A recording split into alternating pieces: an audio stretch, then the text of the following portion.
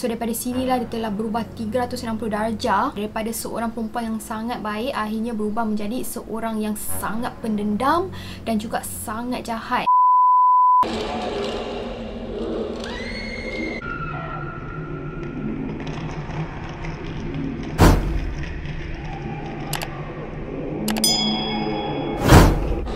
Assalamualaikum dan hai semua. Okay, so hari ni tajuk kita adalah tentang mak lampir tau. Macam mana asal usulnya seseorang tu boleh menjadi seorang mak lampir yang sangat digeruni lah oleh orang ramai. Okay, jadi sebenarnya untuk korang yang tak berapa suka dengan cerita-cerita seram ni, sebenarnya asal usul mak lampir ni tak adalah menyeramkan pun, cuma agak sedikit sadis lah. Jadi macam yang korang sedia tahu, mak lampir ni seringkali dikisahkan sebagai salah seorang tokoh mistik ataupun menakutkan, di mana mungkin ada sebahagian daripada korang yang masih ingat lagi bahawa watak mak lampir ni memang sangat terkenal lah dalam satu cerita series ataupun drama series yang bertajuk Misteri Gunung Merapi tau, di mana drama ini pernah ditayangkan pada tahun 1999 hinggalah tahun 2005. Jadi memang dalam drama tu mak lampir ni digambarkan sebagai seseorang yang sangat menakutkan. Rupa dia pun sangat buruk, and then setiap kali kalau orang dengar dia punya ketawa je boleh membuatkan bulu roma orang naik tau.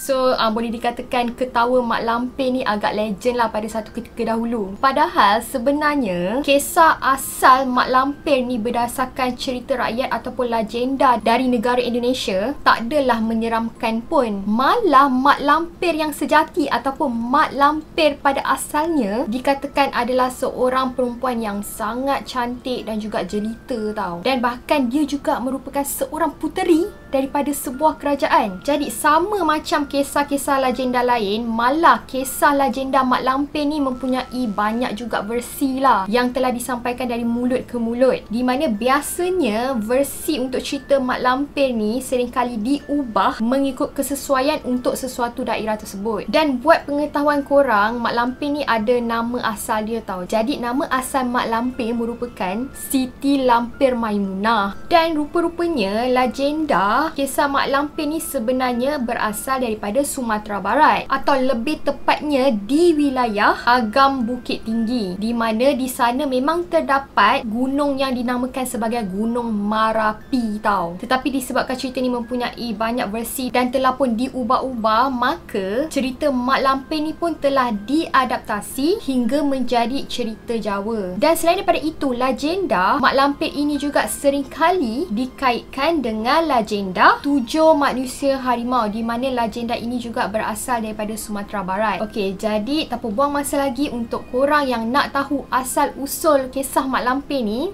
jom kita start.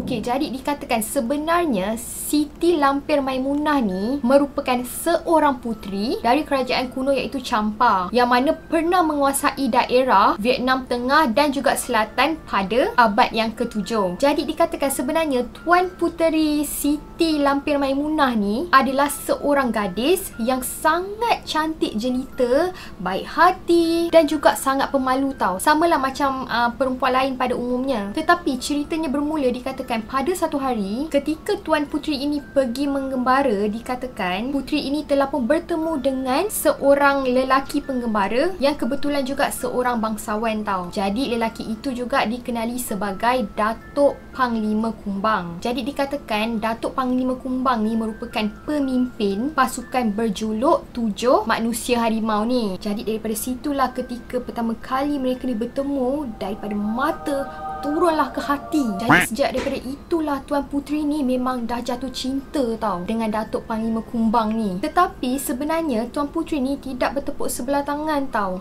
Hal ini disebabkan rupa-rupanya Datuk Panglima Kumbang ni pun sangat menaruh hati dengan Puteri Siti Lampir Maimunah ni. Yelah, sebab puteri ni kan dikatakan sangat-sangat jelita dan juga sangat baik hati kan. Tetapi sayangnya rasa cinta mereka ni hanya dipendam di dalam hati saja tau. Di di mana mereka ni macam tak pernah ungkapkan lah. So daripada sini kita tahulah yang diorang ni macam malu-malu kucing macam tu.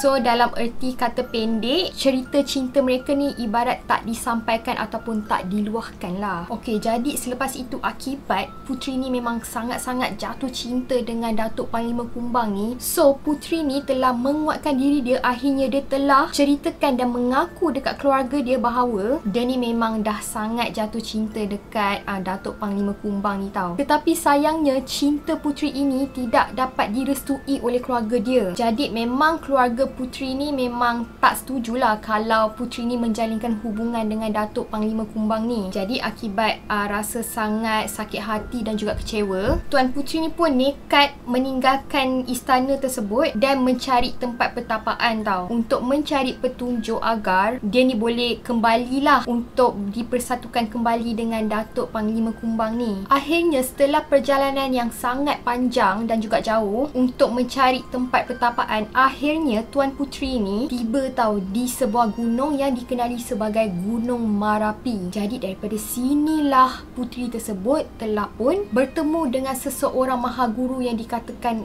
ilmu dia ni amat sakti, di mana akhirnya mahaguru ini telah pun menjadi guru kepada Tuan Puteri tersebut. Jadi sejak daripada itulah puteri ini telah pun menimba ilmu daripada mahaguru dia tau, di mana sampai akhirnya puteri ini dikatakan memiliki kuasa yang sangat sakti dan juga tak tertandingi oleh orang lain. Jadi selama Tuan Puteri ni mempelajari ilmu daripada mahaguru dia dan selama dia bertapa di gunung tersebut, dalam pada masa yang sama Tuan Puteri ni pun masih meneruskan misi dia untuk mencari kekasih pujaan hati dia itulah, iaitu Datuk Panglima Kumbang tu. Tetapi sayangnya walaupun pelbagai cara Tuan Puteri ni telah lakukan untuk bertemu dengan Datuk Panglima Kumbang ni, tetapi malangnya dia memang tak pernah ada kesempatan untuk bertemu dengan Datuk Panglima Kumbang ni tau. Hinggalah pada satu hari dikatakan akhirnya Tuan Puteri ni bertemu jugalah dengan Datuk Panglima Kumbang ni, like finally tau. Akhirnya mereka ni bertemu. Tetapi lagi sekali, ya Allah, memang kesian betul lah sebab pertemuan mereka ni macam tak kena tau, tak sesuai tau masa dia. Hal ini kerana akhirnya mereka ni bertemu di dalam medan peperangan, dan lagi malangnya dan sadisnya lagi adalah pada ketika medan peperangan tersebut dikatakan Datuk Panglima Kumbang ni tewas ataupun meninggal dunia. Dan daripada sinilah sebelum Datuk Panglima Kumbang ni menghembuskan nafas dia yang terakhir, dia sempat memberitahu Tuan Puteri ni bahawa dia pun sangat mencintai Tuan Puteri tersebut. Jadi disebabkan Tuan Puteri ni berasa sangat kesal dan tidak boleh menerima bahawa pujaan hati dia ni meninggal, akhirnya daripada sinilah Tuan Puteri tersebut mencuba sedaya upaya dengan menggunakan kuasa saktinya untuk menghidupkan kembali Datuk Panglima Kumbang ni dengan cara mengikat jiwa Datuk Panglima Kumbang ni di bumi tau. Jadi daripada sinilah dia telah menggunakan kuasa saktinya secara maksimum untuk membangkitkan semula Datuk Panglima Kumbang ni. Jadi kesaktian yang dimiliki oleh Tuan Puteri ni akhirnya berhasil tau menghidupkan kembali Datuk Panglima Kumbang ni. Tetapi malang sekali disebabkan dia mungkinlah telah menggunakan kuasa saktinya secara maksimum, akhirnya mungkin secara pertukaran ataupun sebagai balasan, akhirnya Tuan Puteri ini terpaksalah merubah rupa bentuk dia tau, di mana pada masa itu akhirnya Tuan Puteri itu daripada wajah dia yang sangat cantik jelita tu akhirnya berubah menjadi seorang yang sangat buruk rupa dan juga menyeramkan tau. Jadi daripada sinilah wujudnya nama Mak Lampir ini, dan daripada sinilah Tuan Puteri ini telah pun dikenali sebagai seorang Mak Lampir yang sangat menyeramkan. Jadi yang kesiannya, walaupun Tuan Puteri ataupun Mak Lampir ni telah pun berkorban dengan perubahan rupa dia yang dah tak cantik tu lagi, tetapi pada masa itu Mak Lampir ni masih lagi berharap tau agar Datuk Panglima Kumbang ni tetap sukakan dia dan juga menerima dia dengan tulus dan juga ikhlas, dan dapat menyedari bahawa dia adalah sang puteri yang Datuk Panglima Kumbang ni selama ni sukalah. So adakah happy ending? Apa korang rasa? Happy ending ke tak? Dan jawapannya memang tak lah. Dikatakan akhirnya Tuhan ni berkehendakan lain tau. Di mana malangnya setelah Datuk Panglima Kumbang ni hidup kembali, Mak Lampir akhirnya bukannya dapat balasan cinta tau daripada Datuk Panglima Kumbang ni. Malah Datuk Panglima Kumbang ni sangat menolak kehadiran ataupun kewujudan Mak Lampir ni. Bahkan beliau berpendapat bahawa Mak Lampir ni adalah syaitan dan juga penyebar kejahatan kepada masyarakat setempat. Yelah kan, dikatakan apabila Datuk Panglima Kumbang ni sedar saja, dia berasa sangat terkejut. Sebab secara tiba-tiba dia ada melihat sosok yang sangat menyeramkan tau di depan mata dia. Yelah kan, apalagi masa tu dia ni baru saja bangkit daripada kematian kan. Jadi daripada sinilah Tuan Puteri ataupun Mak Lampir tu cuba untuk menjelaskan kepada Datuk Panglima Kumbang ni bahawa sosok yang menyeramkan ni adalah Tuan Puteri, iaitu wanita yang selama ni Datuk Panglima Kumbang ni suka lah. Tetapi malangnya Datuk Panglima Kumbang ni langsung tak percaya tau bahawa sosok yang sangat menyeramkan ni adalah Tuan Puteri yang selama ni dia suka. Yelah, sebab yang dia tahu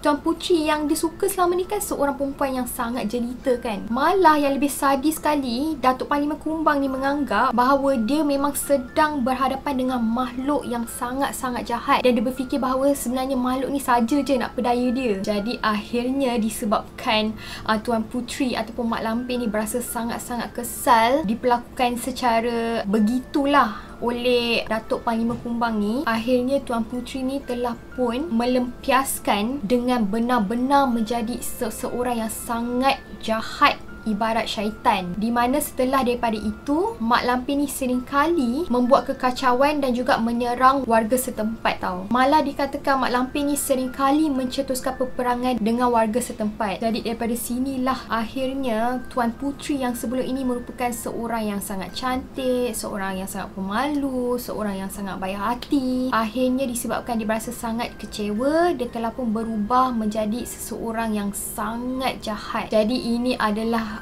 boleh dikatakan definisi wanita yang tersakiti lah. Okey, jadi itulah asal usul berkenaan dengan Mak Lampir. So sebenarnya tak seram kan, cuma sadis lah and kesian sangat-sangat lah dekat Siti Lampir Maimunah ni, di mana sampai sekarang orang kenal dia sebagai satu sosok yang sangat menyeramkan dan juga jahat. So kenapa dia jadi macam ni? Dia jadi macam ni disebabkan hanya oleh seorang lelaki yang tak dapat menerima dia sahaja. So daripada sinilah dia telah berubah 360 darjah daripada seorang perempuan yang sangat baik, akhirnya berubah menjadi seorang yang sangat pendendam dan juga sangat jahat, di mana akhirnya dia telah menjadi seseorang yang sangat memerangi kebaikan tau. Okay, jadi thank you so much kepada yang dah tengok video ni sampai habis. See you again next time and bye!